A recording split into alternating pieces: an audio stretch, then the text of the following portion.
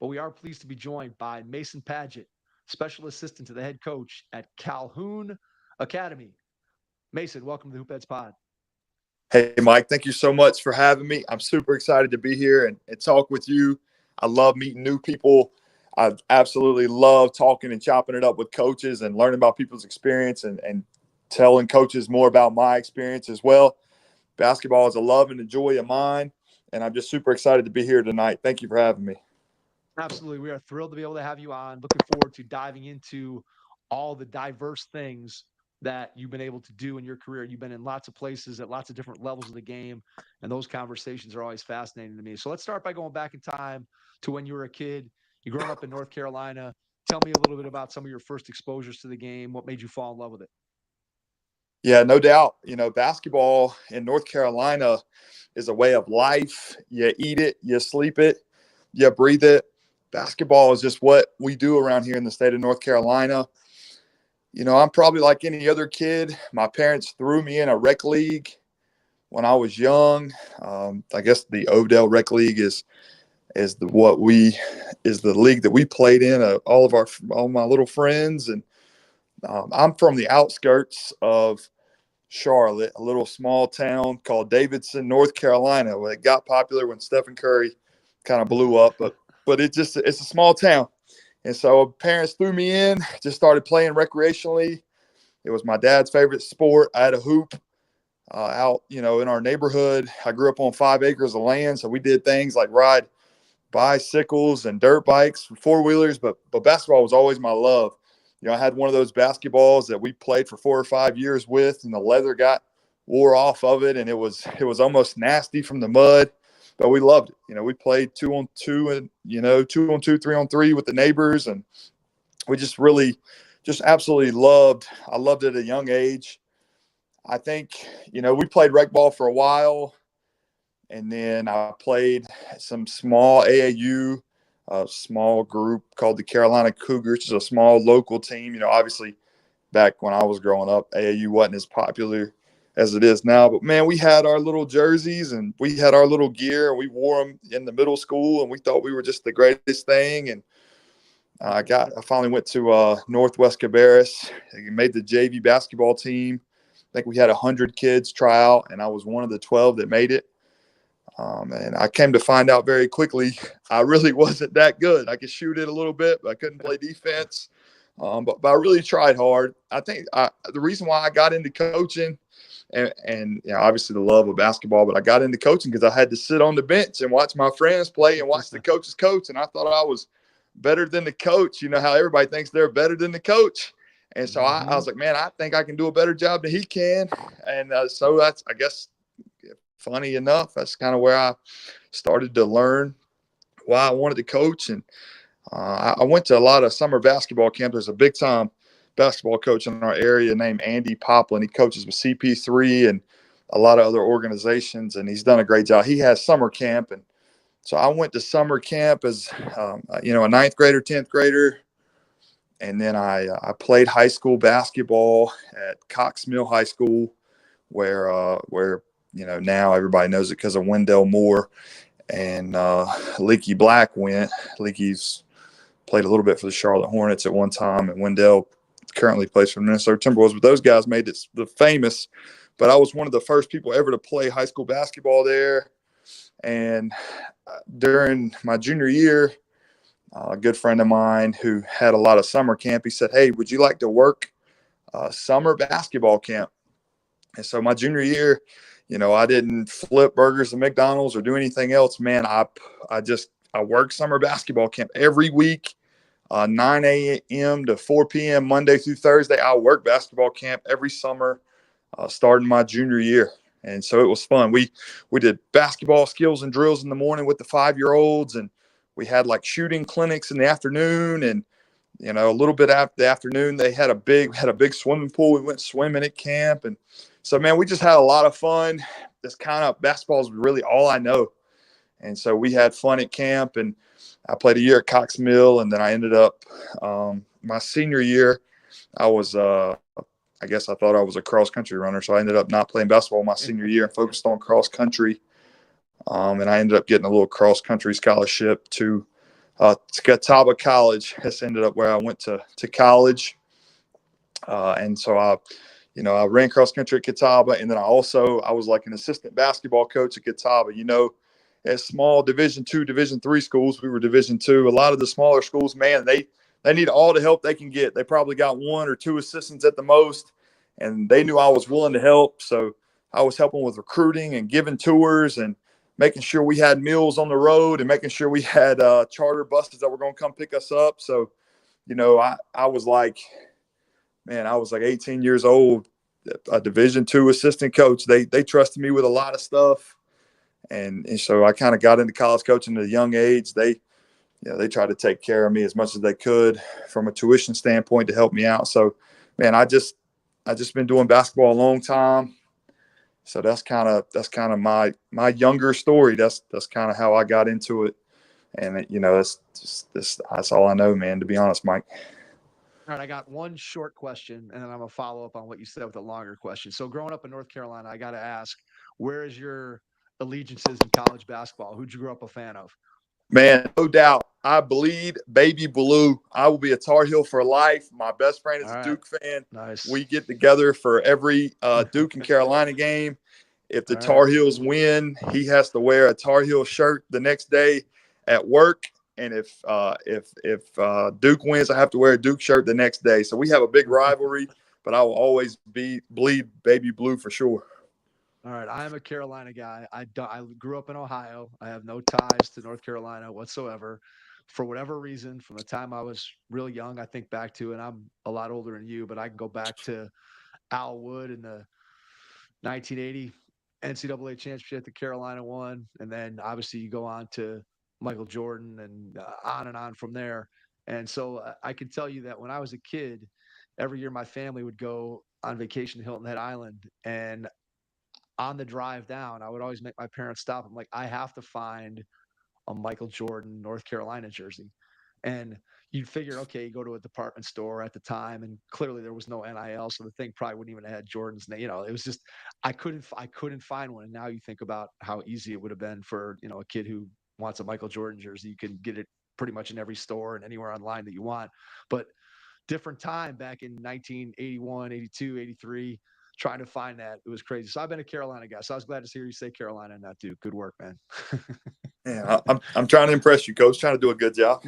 You are, man. You are. All right. So then my longer question is, so when you go to college and obviously you jump in and you're helping out and you're acting as a student assistant coach and you're getting all that experience like you described, are you at that point sold on the fact that I'm going to college and I want to eventually get a coaching job? Or was coaching something that, hey, I love this, I'm doing it here while I'm in school, but I'm focused academically on something else, I want to have a different career? Was it always coaching? And then if it was coaching, what were you thinking about in terms of college coaching, high school coaching? Where was your mindset at while you were in school? Yeah, that's a phenomenal question. So I always knew I wanted to coach. My degree was in physical education, so I basically just went to school to play dodgeball and kickball in college, just so I could be a part of all the coaching and learning and soaking all that stuff up. I knew I wanted to coach at the time. Freshman, sophomore year, I truly didn't know what level I wanted to be at. I just loved coaching. I loved meeting the families, meeting the new players. I loved focusing on the drills. I got these college coaches, they're teaching all these new drills I've never learned before. I learned building relationships with the players. I loved, so Jim Baker was the head coach at the time. He was there for 24 years. He did an amazing job just building the culture and getting to know the families and getting to know the kids. And that's all I really wanted to do while I was there at Catawba. I just wanted to soak it up. I wanted to get that on my resume as, like you said, a student assistant. Coach Baker was one of the best X's and O's coaches I had ever seen. So I got a little whiteboard. He would call a timeout. He would draw up a play, and whether it would work or not, I thought it was the greatest play I had ever seen because I was just so young and so naive, and I just didn't know. And I just took all that and I just soaked it up. And so I just truly wanted to help Catawba be successful. And then after my junior year, I learned really quickly that coaching and the coaching business is hard. And so Coach Baker ends up leaving. And so in my senior year, the guy that I loved to death was leaving. And so obviously that's just the way coaching and the business works. You go move on and you got to go somewhere else. I ended up staying and getting my degree. And a good friend of mine took a job about an hour away from my college, and it was a high school. They were really good, by the name of Hickory High School, and I knew I wanted to be with him. He was a great mentor of mine when I was growing up. I knew he could really coach. I knew I could learn. I knew I was still young. I could learn a lot from him. This is kind of when I got to my senior year. He took a good position. They had a teaching job for me at the local high school, and so I had just made up my mind, like, hey, this is what I want to do. I want to go with him. I don't know where it's going to take me. I may go back to college one day, but I may just stay at the high school level. So that's kind of how I fell into the high school level. When I got to college, I just wanted to be the best assistant I could. I just wanted to help win games, help the families, help the coaching staff. And then I just kind of fell into high school basketball as it went along. I didn't specifically want to go to the NBA or be a certain level of coach when I got there. I think by the time my senior year, I was set on going to high school basketball. You want to coach. I can hear it in your voice, man. I can hear it Thank in you. your voice. All right. So as an assistant coach, what are some things that obviously you've been an assistant at various times during your career? When you think about what makes a good assistant, what are some of the characteristics or traits that you would say you've picked up along the way that you think make it for a good assistant coach? And obviously you've been on the other side as a head coach and had assistant coaches. So just give me the traits of a good assistant coach. Yeah, I think a positive energy guy every day, right? Like I've been around head coaches who are fired up. I've been around head coaches who don't have a lot of energy. I've been a head coach who's got a lot of structure. I've been around a head coach who's I don't have any structure at all. But I think an assistant coach, positive energy, a positive attitude every day, whether you have won 20 games in a row or lost 20 games in a row, that positive energy's got to come flowing through your assistants to try to push everybody, move everybody forward. I think another characteristic is just a guy who's always got the head coach's back. When the head coach is nowhere to be around, and the players are all talking about, I don't know why coach does this, or I don't know why coach does that, or why does he put me in this position? You always got to have the head coach's back. Well, he does this, for this, and he's trying to help you and he's trying to work with you.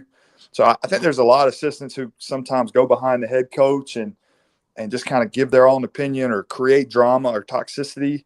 I just think the assistant has to be on the same page and always pushing for the head coach and always making him look good.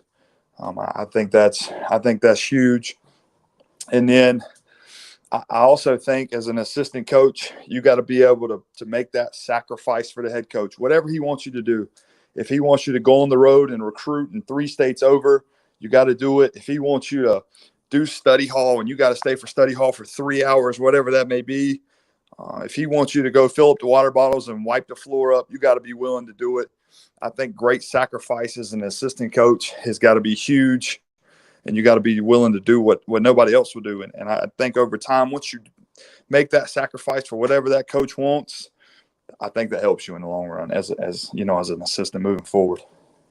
Absolutely. That makes a ton of sense. I mean, I think that loyalty piece is one that whenever you talk to coaches, whether they're assistants or head coaches, I think head coaches especially that we've talked to have just say how much that loyalty piece of it is important. And you can take loyalty in a lot of different directions, right? In terms of being loyal to the program and staying and being committed and just making sure that when you might have disagreements behind closed doors in the coach's office, but once you step out, that you're going to support the message of the head coach and not kind of, again, we've all been in situations and probably seen situations where you have an assistant that is angling for, maybe they want that job or they're trying for whatever reason to, I don't know, sabotage is the wrong word, but there's times where people who are in that assistant position don't demonstrate the kind of loyalty that you're talking about. And I think that to me is always a huge piece of being a good assistant, that you're there for the good of the program. You're there to support that head coach, and there's no other motive other than that for a good assistant. So I think that's really well said, Mason, in terms of what makes for a good assistant coach. At Hickory, you're at a public school, and then your next opportunity is at the Cannon School, which I'm assuming is a private school. And then you've kind of bounced back and forth between some private schools, some public high schools. So give me a little bit of a thought process on the difference between coaching at a public high school and coaching at a private school. You've had experience at both. I don't, you can take that question whatever way you want, positives, negatives, the differences between the two. Just kind of talk about your experiences at a public versus a private high school. Yeah, I think the first and foremost thing, especially at the private schools I've been at, they typically want you to recruit and attract top level players to enhance their school. They want to use athletics to attract and market more students. With private schools, it is a business. They have to have kids who pay. And obviously, sometimes you have to find some financial aid for really good players, but those players market and help your school grow. And then with public school, a lot of times with the public school, you truly are just coaching whatever kid lives in that district. You truly have to make a big sacrifice for those kids. A lot of times with the public school kids, you're taking them home at night. You might have to purchase a meal or two for them. You might have to go pick them up to get to practice. A lot of times, public school kids, they need you probably more than you need them.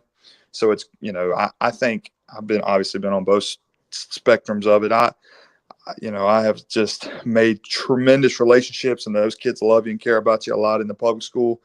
I had a lot of success at Hickory High. We were 80 wins and 13 losses. We lost in the Final Four. We got to play whatever the arena is for Wake Forest. We got to play where Wake Forest plays. So it was a great experience. But yeah, just the relationships that you make with some of those kids at the public school level are just different and unique. And then with public school basketball, you got to be figuring out who's good in those middle schools. You got to be developing those JV teams, and you got to be developing, the varsity group. So you're working all three levels. And then at the private schools that I've been at, it's a little different. So the private schools is, hey, we're trying to go find the 6 or 7 best guys in the country, and we're trying to take the most amount of talent we can find. Obviously, sometimes it is about fit, but we're trying to get the most talent. We're trying to build a powerhouse team, and we're trying to build a national level program. So like Cannon is a good example. I had Jaden Bradley, who's now at Arizona. He started at Alabama. Christian Reeves was at Duke. Now he's at Clemson. DJ Nix, he was at Cornell. I think he still may be in the portal, or he may stay at Cornell. But we had these high-level Division I kids, and we had them coming in every year. And so, like at the private school level, sometimes the middle school and the JV levels are just for kids to play basketball and get the experience. But then on that varsity team, and we were trying to get on ESPN. We were trying to play in the biggest tournaments like the John Wall. It's a national Christmas event, or the City of Palms. We were always trying to get in those events and compete against the best. And sometimes at your public schools, you're just trying to take what you got, have a great year, try to win a state title. In the private schools I've been at, we're trying to get to Geico. Obviously, the chances of that are very slim, but you are trying to, you are trying to get to that level, if that makes sense. No, it does. Talk about the need for a supportive and maybe even beyond supportive administration. I mean, I think at both levels, I think on a public school level, having a supportive administration is critical. I guess I'm thinking more about in terms of a private school. Obviously, the administration of that private school, as you said, you laid out the reasons why they want to build a powerhouse basketball program to be able to gain some notoriety and attract other students. But what's it like in terms of working with the administration and the support that they provide, and how that can have an impact on how easy or difficult it is to kind of build the type of program that schools like Cannon, or when you were at Lake Norman, that they want to build? But just talk about how the administration can help in that respect. Yeah, Mike. it's almost like you can read my mind. It's unbelievable that you asked me that question. Nobody's ever asked me that question, but that might be the most important thing when it comes to building really good programs. I heard a couple months ago, I heard John Calipari say it in a little clip. I heard John Calipari said, "Coaches win games, and administrations wins championships," and that is the truest thing I have ever heard. He's spot on, and I've been through it. I've learned from my experiences.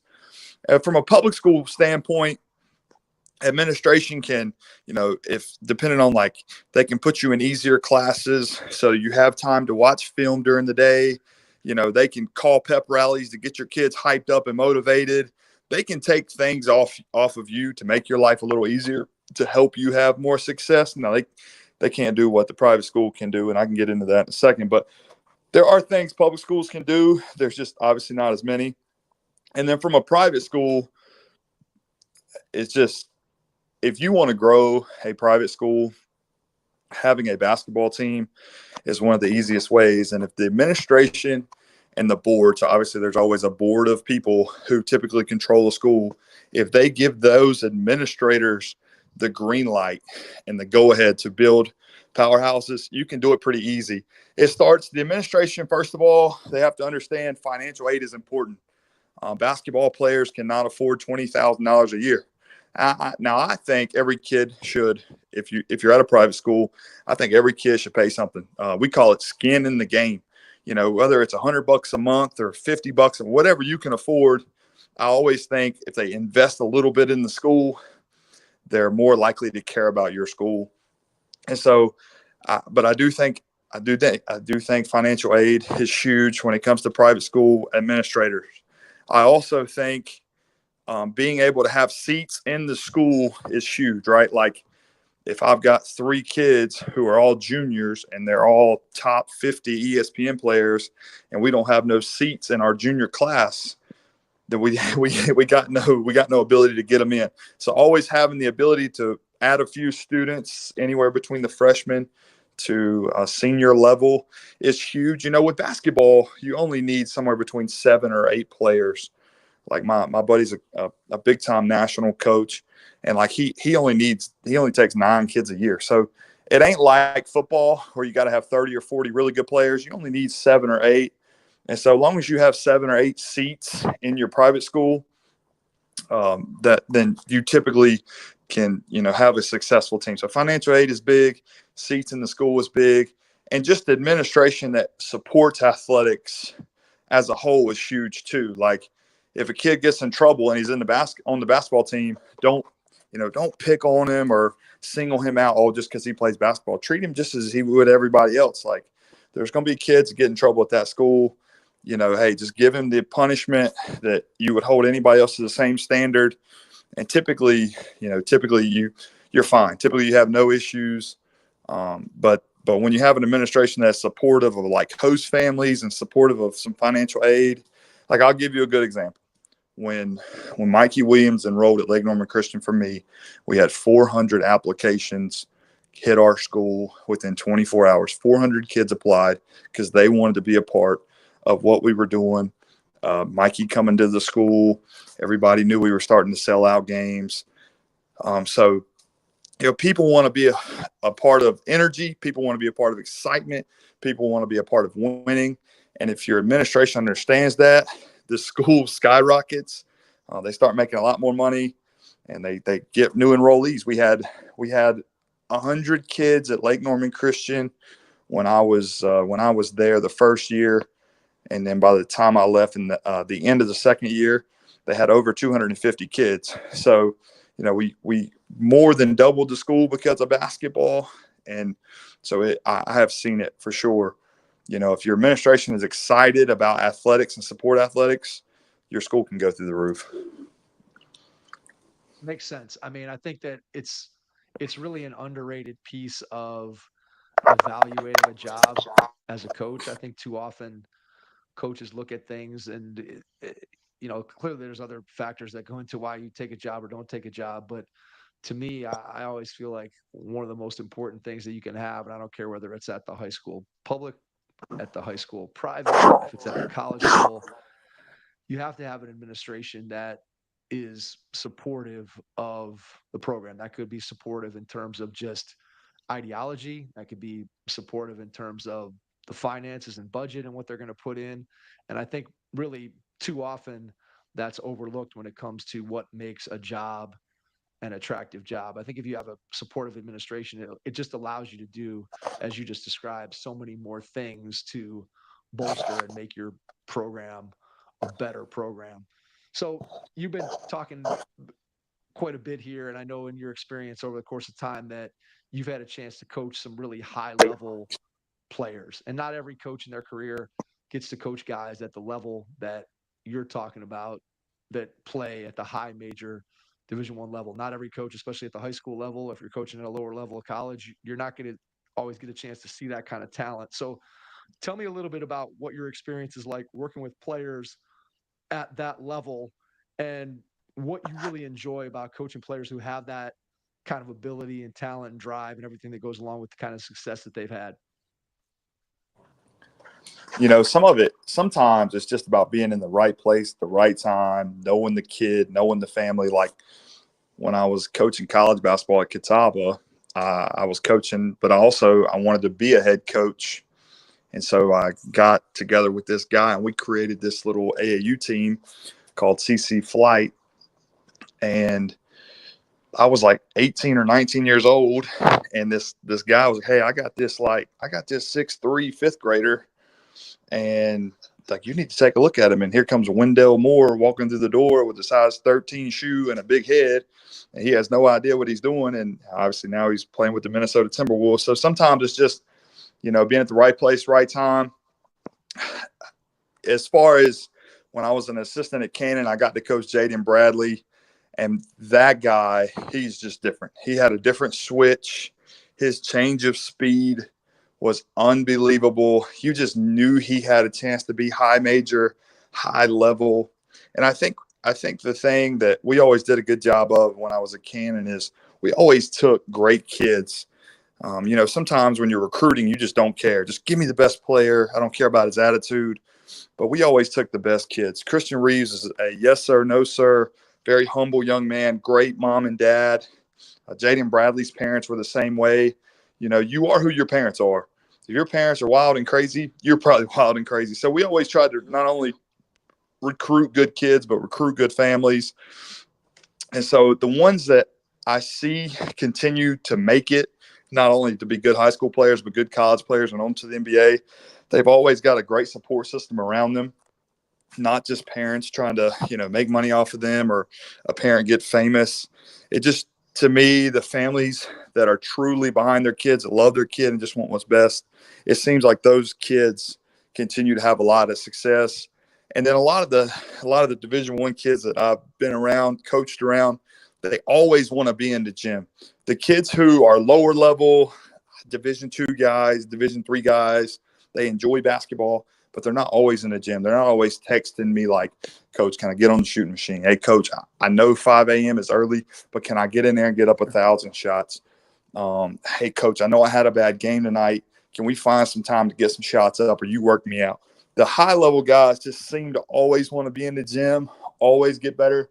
And obviously there's different situations for everybody. Some guys are just super talented and blessed, and they don't have to work nearly as hard. But I think the higher level guys that I have coached, for the most part, they truly have great support system and families, and they just always want to be in the gym. They always love basketball. That's their only focus. Like Trey Green is at the University of Xavier right now. I've never seen a kid work harder, and I've never seen a dad work his son as hard that I've ever seen Trey work. I mean, his dad would just be all over him, and they would work for 2 or 3 hours. And then I'd see Trey hit 50 3-pointers in a row, 10 at each spot, 10 on each corner, 10 on each wing, and 10 at the top. Not miss one, hit 10, 50 consecutively, 10 at each spot. It's like, that kid just works. He just practice and practice and practice. So I think the highest level guys for me, they just have an unbelievable work ethic. They have a grit and some toughness to them that not a lot of people have. And they just love basketball more than they love life. And I think those are a lot of good qualities you got to have to continue to have success at the next level. Anybody can really have success at the high school level, There's different levels of high school, but when you want to get to that next level, you got to have grit. You got to have a love of basketball. And I think those are the qualities and the things that I've seen from a lot of high level kids.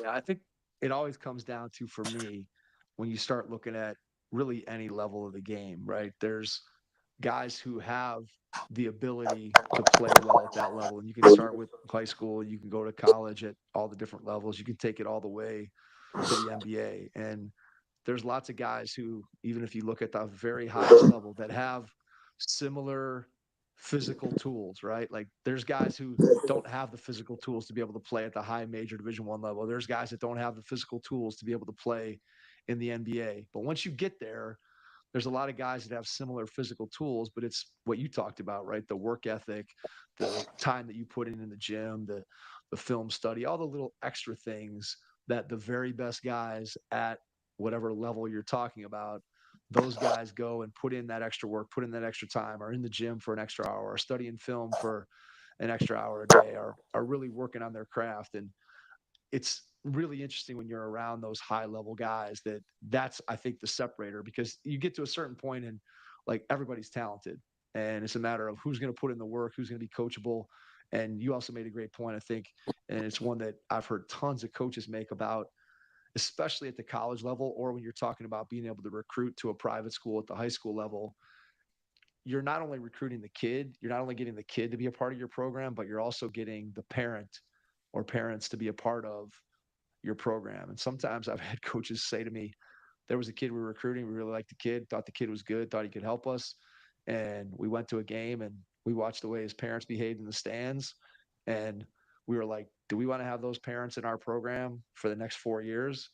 And the answer was a resounding no. And so they moved on and went and looked in a different direction. And I think sometimes if any parents of basketball players are out there listening, just a reminder that coaches are, as much as they're recruiting your kid, they're also recruiting you, and they're watching what you're doing because they're bringing you into their program as well. So I think that you make some great points there about what it takes to be at the very highest level as a player. And obviously you've had an opportunity to coach players that have gone on to play at the high major Division 1 level. And in the case of Wendell Moore, go all the way and play in the NBA. So those are some special experiences, which a lot of coaches don't get to do at all. So let's talk about the transition then from being an assistant coach when you are finishing up at Cannon and then you get an opportunity at Lake Norman to become the head coach. What's that? First of all, how does that job come across your desk? How do you go about getting the job first? And then secondly, what was the transition like for you to go from being an assistant to being a head coach? Yeah, so it's all about who you know and who knows you.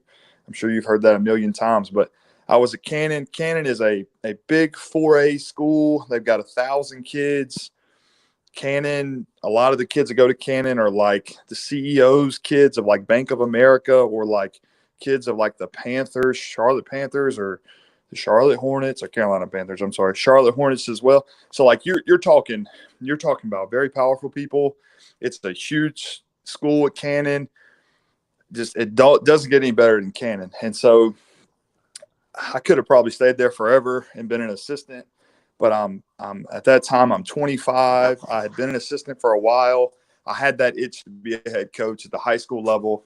I felt like I was ready, but everybody tells you, that 6 inches when you slide over is a lot different from one seat to the next. But just me having a huge ego and me being a coach, every coach wants a chance to try to get that first head coaching job. So that's what I was doing. I was looking, I was hunting. I probably applied for 300 or 400 jobs, and every single state. I called every head of school, every athletic director I could. I was willing to move to Alaska, California. I was going to do whatever I could to get the first head coaching job. I was going to take any school, whatever it took. So as we all know, coaches don't make a ton of money. And so I do driver's ed in the summer. I teach kids how to drive a car, probably put my life on the line every day. But in the summer, I'm teaching driver's ed. And one of the instructors, who was my former cross country coach at my high school, he says, hey, I'm teaching at this little private school called Lake Norman Christian. We got like 100 kids, we're not very good at basketball, but we are looking for an athletic director and a basketball coach. If you would like a head coaching job, I think they'd interview. And I said, heck yeah, sign me up. I don't care who's in the building, what the school looks like. I don't care. I'm going to take any head coaching job because in my mind, I'm young, I'm crazy. I'm going to go get it done in any way possible. So I go for an interview. The guy's the head of school is wonderful. He's early 40s. He loves athletics. He was a former football coach. He knows what athletics can do. The school at the time needed money financially, needed new students. They were willing to do whatever it took to try to get the buzz around Lake Norman Christian. And they thought I had a lot of energy, a lot of passion. So they pulled the trigger on me. So I was AD and head basketball coach. I think I just turned 26 at the time. So I get this job and, I'm super excited. It's like the first week of August. So I didn't have any time to recruit during the summer. I didn't have any time to do any type of summer stuff, really. I just kind of got the job like a week before school. So, we're getting ready. I call like a little workout, a little meet and greet. And I got 4 dudes show up. And these 4 dudes, they're like family to me. I still talk to these guys, but they know they wasn't very good. And I knew they wasn't very good. They were all under 6 foot. They really couldn't make a left-hand layup. They didn't know what a pass and cut was. They didn't know how to screen away. It just wasn't very good. So I jumped on the phone. I recruited within about – to start the school, we recruited 3 kids in like 10 or 12 days. And then I recruited 2 more within the next month or 2 that enrolled during the school year. So we ended up recruiting 5 guys. A couple of those guys went Division III. A couple of those guys went junior college. But anyway, we took what we had, and we were at the lowest level of private school basketball that year. We were 1A. And we got, we took the 4 guys, and then the 5 I recruited, we took 9 guys, and I got everybody to buy in. With 9 guys, you don't have 15. It's a little easier to get everybody to buy in. Everybody knew their role. We ended up going 32-2 my first year as a head coach, and we ended up winning the state championship. A lot of teams don't get to finish their season on success. A lot of it is all failure. You lose your last game, it hurts. But for us, we got to finish on a high note. When you're an AD and a head basketball coach, and it's your first job, I'm naive. I don't care who's saying what. He's not going to get it done. I got positive juice. I'm doing everything I can to try to make it successful. I'm hosting as many workouts as I can. But I'm at a small school. I don't have any staff. I had one guy who was like, he worked for Amazon. He couldn't be there all the time. So I'm doing all the scouting reports. I'm calling all the families, making sure we're all on the same page. I'm having, meetings, one-on-one meetings with the kids when I can, to making sure they're bought into the program. And if they're having any issues, I'm doing everything. I'm making sure the bus has got gas in it. I'm making sure they truly know what's on the scouting report. I'm making sure we got a system in place to have success. I got a system offensively to make sure that fits our program. I got a defense that fits us, So it just, as a head coach, yeah, it sounds sexy. It sounds awesome. Oh, you call the shots, but now everybody's looking at you like, hey, you're taking this program. We haven't had a winning season in 10 years. What are you going to do? So we, as the head coach, I think when you take that first job as a head coach, you just got to find what you have. Don't worry about, I don't have great facilities, or I don't have this or that. Find what you have, make the best of it. If you can recruit a few guys in there, do that. If you can't, take what you got and make it the best you can. And obviously not a lot of guys go 32-2 in the year one, but you definitely you just got to go for it and take a chance as a head coach, and can't always sit back as an assistant. So we had a good year. And then in year 2, so we win a state championship, and then 2 weeks later, this thing called COVID happens. So the world shuts down, and I start seeing all the rival schools around me. They start posting like graphics on Twitter about, oh, we're getting this player and we're getting that player. And I'm kind of sitting at home, just kind of hanging out. And I'm like, oh no, sounds like they're obviously working hard and recruiting on the phone or Skype. some type of Skype or Zoom calls. Like, so then we did the same thing. Like you just kind of take, learn from other people. And so we started, recruiting kids and that kind of thing. And at the time I worked with Pro Skills Basketball and Team Curry. I had an opportunity to get a few of those, those top level players. And then when we went, private schools in the South during COVID, a lot of them went back to school. There was a lot of different rules. We wore masks. We were 6 to 7 feet apart. Not a lot of kids in the classroom, but we did go back. And so when the public schools shut down, it helped us get more students in the private school. And so, like, you have to, as a young head coach, you got to adapt. You got to adjust. Hey, we got this opportunity. Let's go get some more players. So we ended up getting some really good players. And then I think I had 5 really good college players. 4 of those players were Division I. And then in October of going into that season, I get a phone call from a friend of mine, and he's like, "Hey, this kid named Mikey Williams is moving to Charlotte because California's shutting down, and would you like an opportunity to talk with him?" I said, "Absolutely."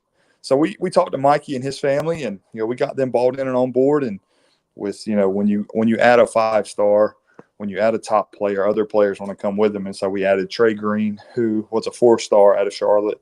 And we added Joyful Hawkins, who was a 4-star out of Southwest Georgia at the time. So we had a 5-star and 2 4-stars, and then we had a plethora of other Division I players.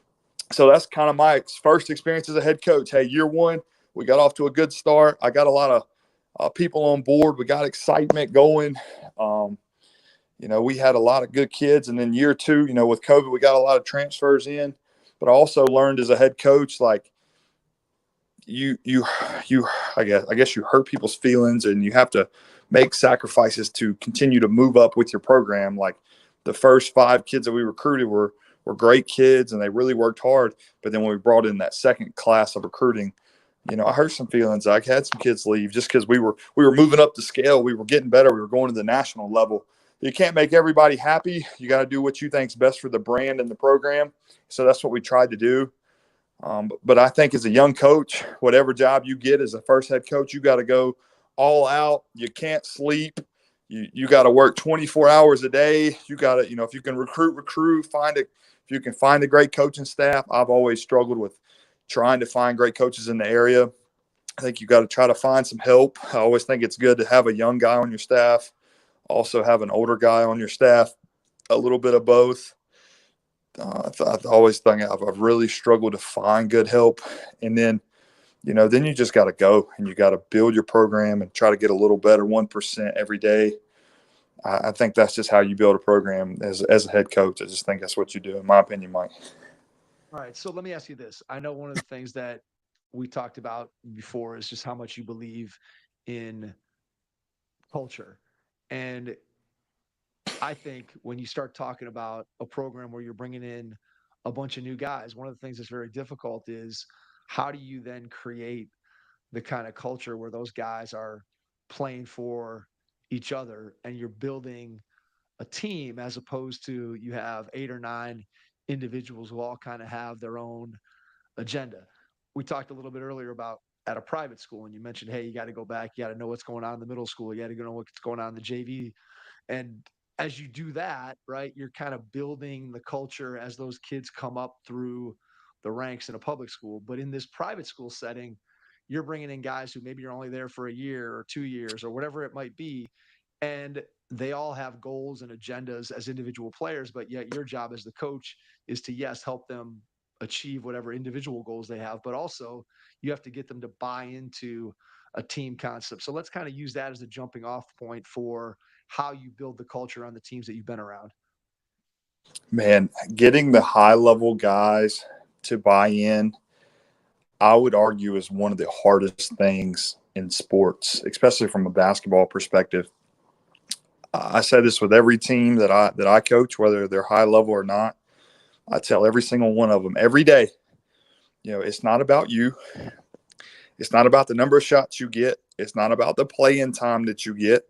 It's not, when you go home and you shut that door and you're driving off and your mom's telling, little Johnny, why didn't you shoot the ball more? You were wide open. Why Why didn't coach play you more? Why didn't coach play you at whatever position you're better at? Why? I tell them it's not about you. It's not about your shots. It's not about your playing time. It's just about the team.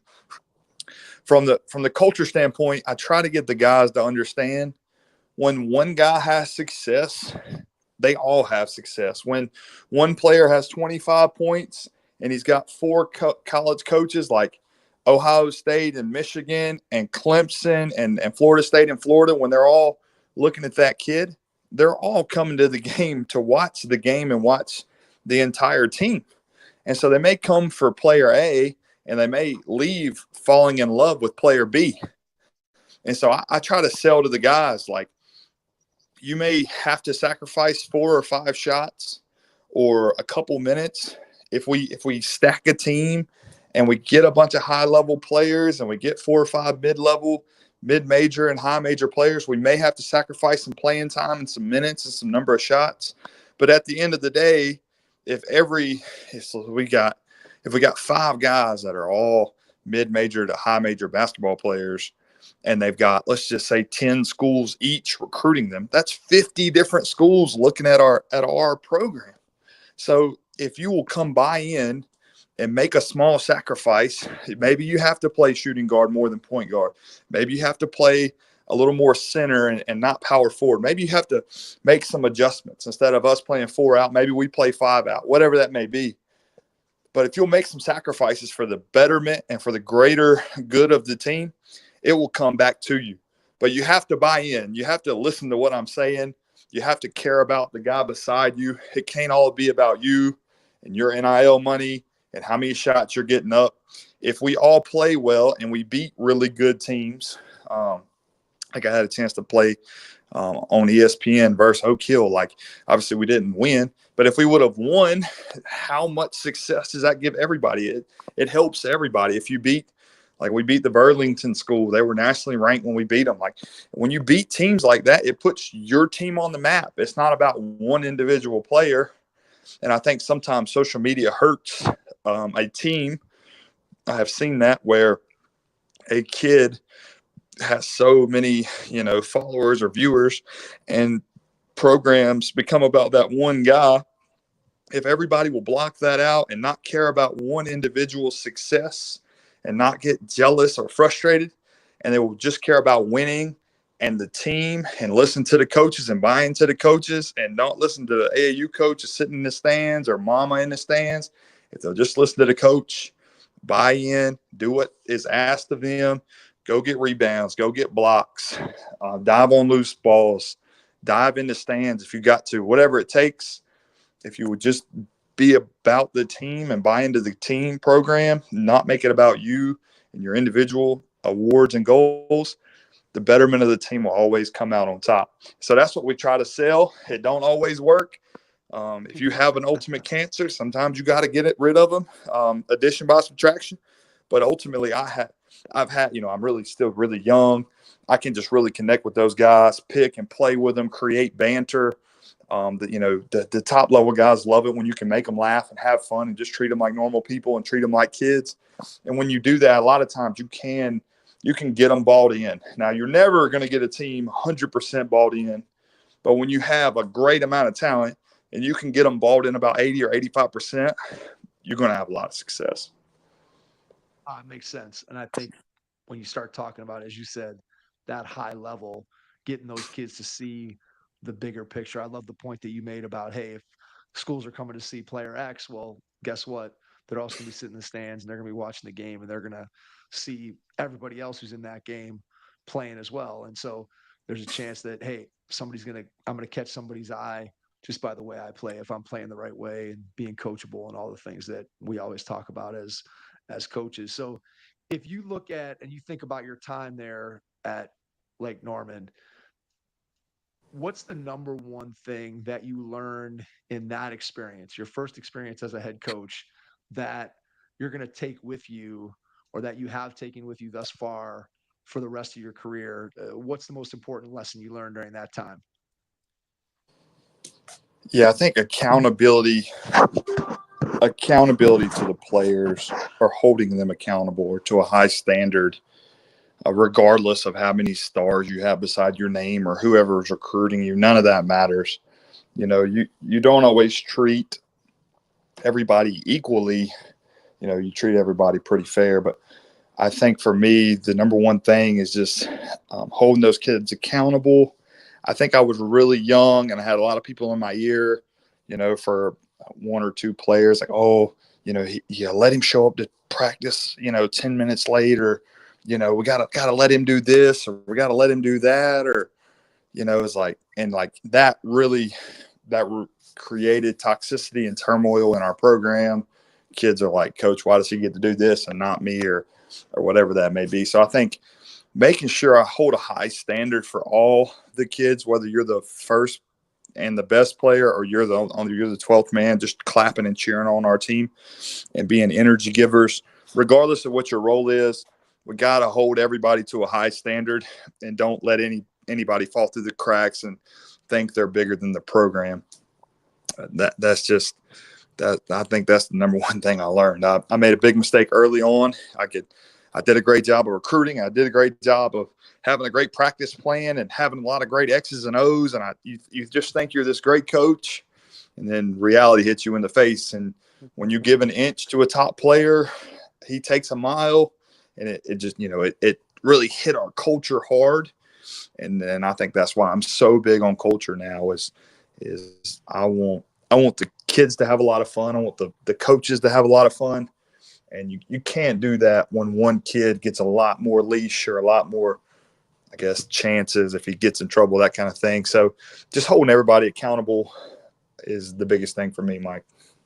Yeah, it makes sense. I mean, it's hard to put together a team when you have different sets of standards for different guys. And that's not to say that there isn't an opportunity to be able to work with guys and do the things that need to be done. But at the same time, if everybody knows there's one set of rules or standards for one player and everybody else has to follow them and that player doesn't, that eats away at that team chemistry and that culture very, very quickly.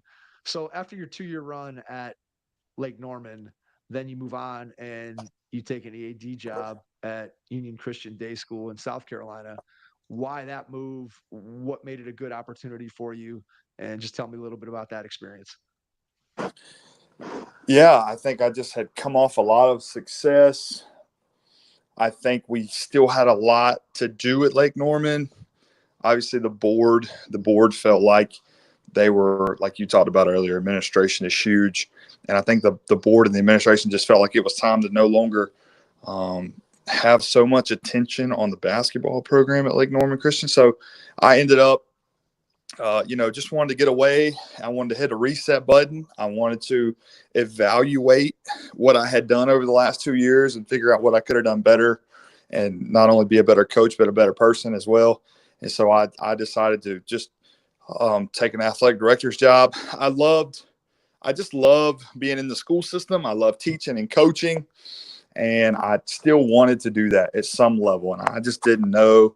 And I just thought going there and trying to help their program, an athletic director, and help their program as a whole. That's just kind of what I wanted to do for 1 year. And then the second year after I left there, a good friend of mine, I moved on to Hickory Ridge High School after 1 year at Union Christian Day School. And so I went to Hickory Ridge High School just to be a PE teacher. And it's a public school. The head coach is like my best friend. And so I just kind of wanted to help him. I was like a special assistant to him for a year. He was a first-year head coach. And, man, I'm not going to say that I'm the greatest thing in the world, but he had a great help. You had a guy who had built a national program and had been a head coach, a new head coach within the last 5 years, and he's going to be a head coach, and he gets to hear everything that I had made mistakes or everything I had success with. We helped get his program off to a great jump start. So that was fun being with my close friend. And then this past year, I went to Holly Hill Academy in Holly Hill, South Carolina. It's a little small town. about 45 minutes from Charleston, and they had won 4 games, and just kind of like me taking over Lake Norman. Like, I just didn't care. I didn't care what was in the past. I know we talked about earlier about, what you look for in the first, head coaching, or what you look for when you try to take a job. For me, I need to know that the administration's on board, and I need to know that there is some financial aid. I don't really care what the facilities look like. I've had success with terrible facilities. I just need to know there's seats in the school, and I need to know there's some financial available. And early on, we had a lot of that at Holly Hill. So instead of, the year before I got there, they had 4 wins, and we got it to 14 this past year. And they had no guys the last 3 years get all region. All region is a pretty big deal in South Carolina. So we had 3 guys get all region, and we also upset the number 1 team in our playoff. So they beat us. They beat us like by 40 in December, early December. They beat us by like 40. And then in the first round of the playoff game, we upset them by 2 points. So, we had a lot of success. We may have not won 32 games, but we tripled the number of wins in the year 1. We knocked off the first round of the playoff team for the first seed. And so, we only had, it's kind of like Lake Norman, we only had 9 guys the whole year. We were battling through sicknesses and injuries. We would play with 6 players some nights because we just had adversity that we were trying to fight through. But we had a great year. And, when you turn programs around, sometimes you get weird phone calls. And I had a good friend of mine once again call me. Obviously people tell me I'm a journeyman. I just kind of move around a little bit. But I felt like the school I'm going to this year, I would have loved to stay at Holly Hill, but I had a much better opportunity for 4 or 5 reasons. I just thought Calhoun was a better situation in a lot of ways. And so it was a much bigger school, and they said, "Hey, would you like to come over here?" And so I said, absolutely. So I'm definitely excited about my opportunity at Calhoun. I love being a head coach, but I do think there are some positive things to be said about being an associate head coach or a special assistant or whatever it may be.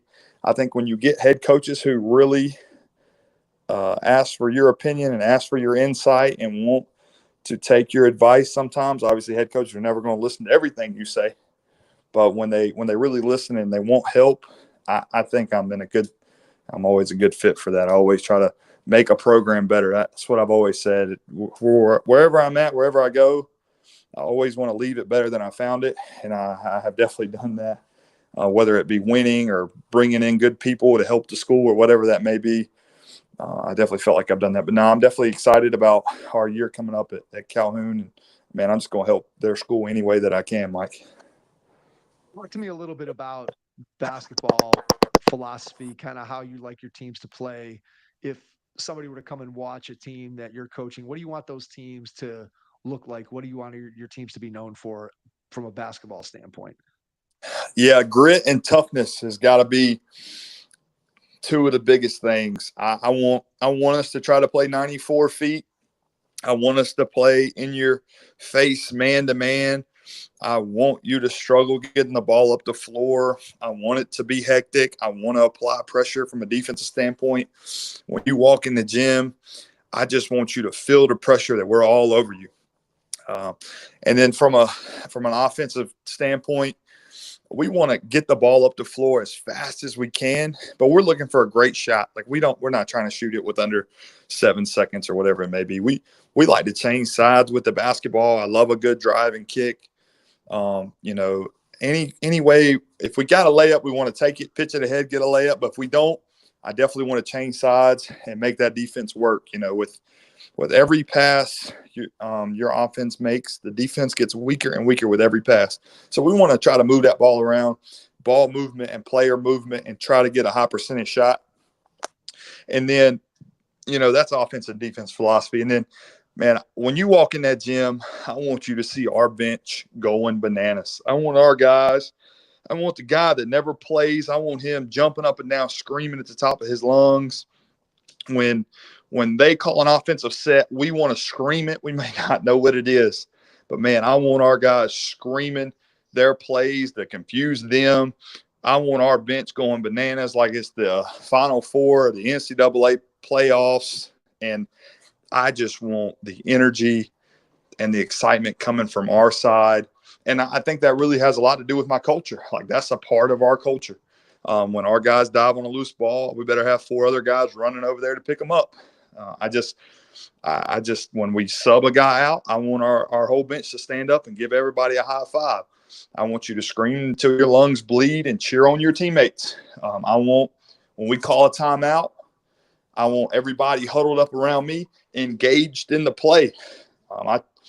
We try to get a few parents every year when we call timeouts to take pictures of our bench, and I'm trying to look at the faces to see if our kids are looking at the play I'm drawing up or what I'm saying, or are they staring at their girlfriend in the stands. I try to set up 2 cameras. I try to set up a camera for the game, and I try to set up a camera, 10 feet from our bench, watching our bench the entire time. So if I got a guy with his hand on his chin or his head down or bad body language, we try to address that during film sessions. So I think for me, we're trying to play hard, grit defense.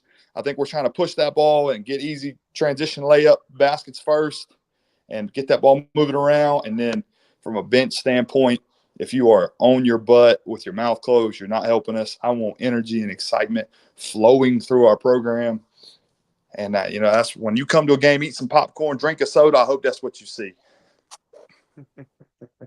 That's what it's all about. Tell me about putting together a practice. How do you go about planning a practice? What are the things that you feel like are important to include? Just what's your process for putting together a practice? Yeah, I try to, everybody's got the dynamic stretching or whatever it may be. I had a coach tell me a long time ago, I like to take the first 10 minutes and let those guys kind of come up with their own stretching plan. I let our guys do it at the beginning of the year. And I basically want our guys for the first 10 minutes to talk to each other.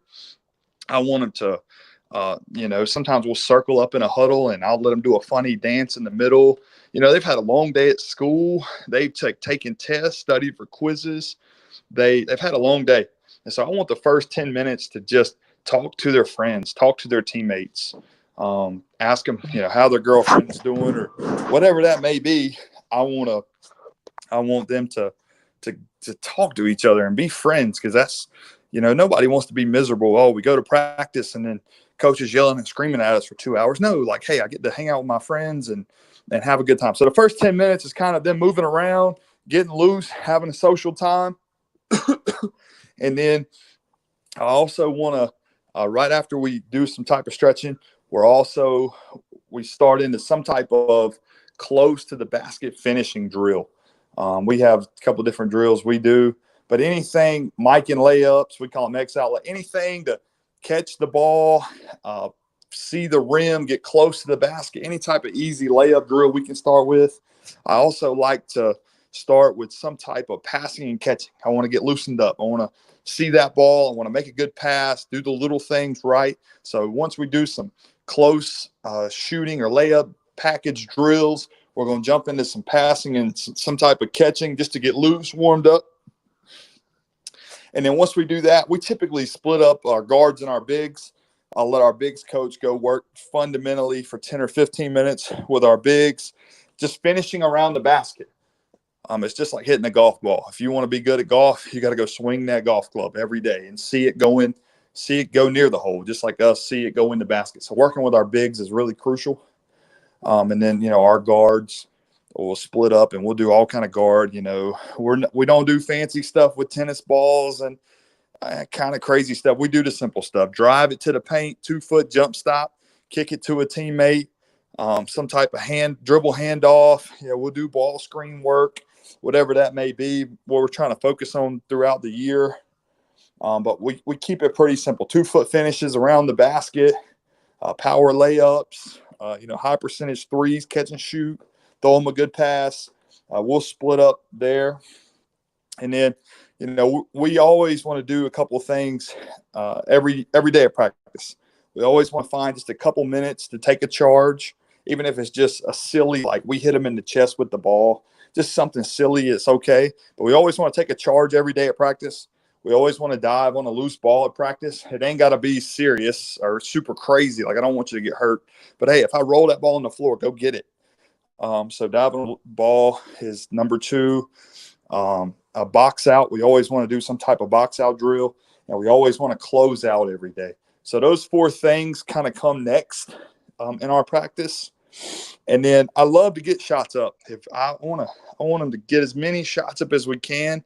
The shots that we're looking for, not just lazy floaters or, some weird pull-up jump shot. No, like, let's go get high percentage shots. So we try to get in a couple shooting drills every day. And then once we get some shooting done, we're going to shell it up every day. We're going to rotate the right way. We're going to close out.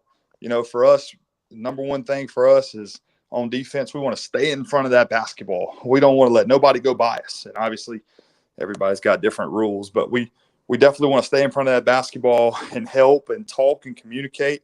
And so we do the shell drill every single day. And then we do some type of transition drill. It can be a 4-on-4 or 5-on-5 transition drill, whatever that looks like. And then I definitely want them to play. And we're not just playing to 5 or whatever. We want to play to a score. Like, hey, maybe the score is 55-50. We're down 5. We have 3 minutes. I want to play situational basketball. I want those kids to figure out, how do we come back? I want our kids to. We don't have a shot clock a lot, so something. Hey, how do we win this game, regardless if we got to hold the ball for a minute, whatever that looks like. We want to find a way to win, and so we'll put up situational stuff at the end of our practices, and then I always want to try to end with some type of competition. It can be some type of shooting competition or whatever it may be. It can be a one-on-one competition between players, but I want to end practice with a competitive competition drill to kind of get us excited and kind of bond before we get done for the day.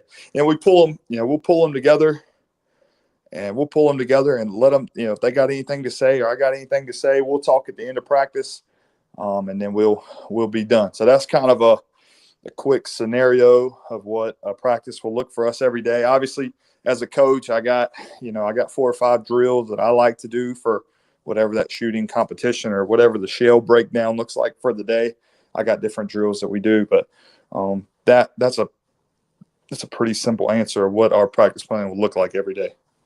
Yeah, no, I like that as an ending. I mean, I think you keep the energy high and then bring them together and let them talk. And again, that's another way to bond together and build that culture like you were talking about. All right, before we wrap up, I want to ask you one final 2-part question. Part 1, when you look ahead, obviously you're taking a new job at Calhoun. When you look ahead over the next year or 2, what do you see as being your biggest challenge? And then second part of the question, what brings you the most joy in what you get to do every day? So your biggest challenge followed by your biggest joy.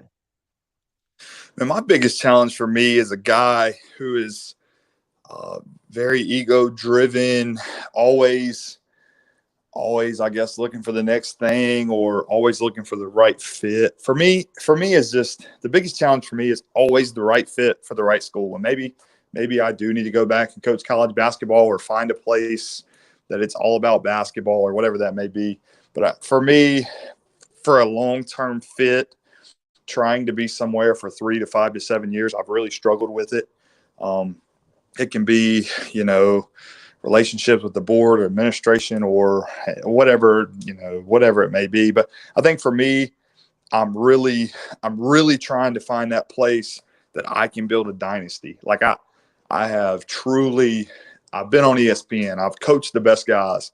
I tell everybody I've done everything but put my name on a court because I got to stay there for 20 years. So that's my biggest challenge is like, I'm trying to figure that next spot, that whether that be like an IMG or Montverde or Prolific Prep or you can do it at different places. There's a lot of military academies out there that you can do it, whatever that may be. I'm looking for that place that truly wants to be put on the map, whether they're on the map and trying to get to that next level or they've had no success and they want to take it to the highest level, whatever that may be. That's what I'm looking for. And so that's my challenge, is to try to find that next place where I can get you on ESPN. I can get you high level guys. And that's hard. Like you talked about earlier, a lot of administration don't understand that. But if you can find that good administration, that good board, and get everybody on the same page, that that helps. And then what was the other question, Mike? I'm sorry. Your biggest joy. What brings you the most joy about what you get to do every day? Man, the biggest joy is just being in those kids' lives. Like, I have so many kids that text me all the time, like, Coach, what are you doing? My financial advisor is one of my former players. Like, I kick his butt if he loses all my money, I kick his butt. Like, it's just being around the kids, it's impacting their lives. I get so many thank you cards every year. I try to keep all my thank you cards. I got parents who text me all the time, just, hey, thank you for being in my kid's life. Like, my kid comes home and talks about you all the time. They probably come home and say some things I probably shouldn't have said. Sometimes I'll say off the wall funny things, and so the kids just, I'm a great connector of people. I love the kids. Obviously in life, you're not going to enjoy everything you do, but getting to wake up and be a part of those kids' lives at whatever level, whether it's the mid-level kid or the high major kid or the 5-star or the kid who's just going to go be a doctor, whatever that may be. I just love to impact lives and impact kids, and I think I'm going to cherish that forever. Absolutely. Well said. Before we get out, share how people can get in touch with you, connect with you, social media, email, whatever you feel comfortable with. And then after you do that, I will jump back in and wrap things up. Yeah, my email is masonpageantsolutions@gmail.com. Mike, do you care if I share my cell phone number? Like, I don't care. No, go for it. And then my cell phone number is 704-562-8195. Just shoot me a text who you are. You heard the podcast. You'd love to build a relationship with me, connect with me. I'd love to talk. I do have social media. You should be able to find them. I think my Twitter is Mason_Paget, or just type in Mason Paget, and you should be able to find my Twitter. And then my IG is Coach Mason Paget. So I'd love, connect with me any way you'd like to. I'm always looking to build relationships with new coaches, getting to know people. And so, so please, anybody can reach out to me anytime. I'll be happy to help anybody any way I can. Mason, cannot thank you enough for taking the time out of your schedule to jump on and join us. It's been a lot of fun getting to learn about your journey, the different stops you've had along the way. Again, being in a private school, being in a public school, the differences between the two, talking about making an adjustment from head coach to assistant coach, kind of what your goals are, and taking us a little bit behind the scenes as to what it takes to build a powerhouse private high school program. So thanks for that. Really appreciate it. And to everyone out there, thanks for listening. And we will catch you on our next episode. Thanks. All right, Mason. Good work, my man. I hope that was okay.